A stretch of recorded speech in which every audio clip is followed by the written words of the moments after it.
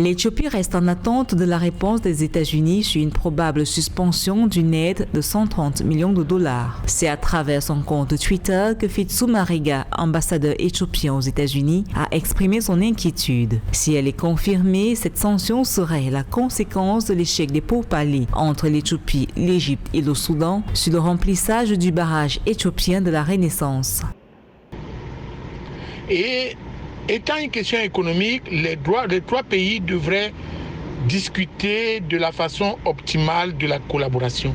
L'implication des États-Unis est un peu contre-productive et du fait des égos des pays risque de compliquer un problème qui pourrait se régler facilement par les trois belligérants.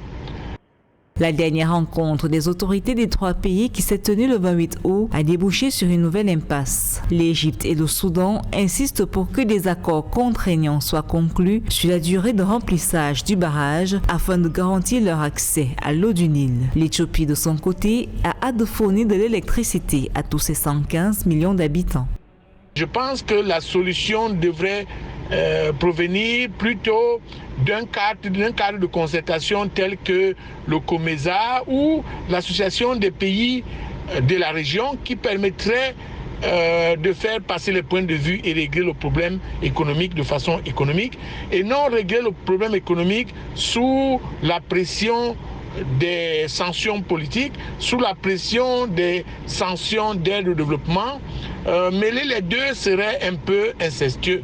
Jusqu'ici, les États-Unis qui participent aux négociations n'ont pas encore réagi à la demande du diplomate éthiopien. L'aide financière dont il est question était principalement dédiée au programme de sécurité, notamment la lutte contre le terrorisme et la lutte contre la traite des êtres humains en Éthiopie.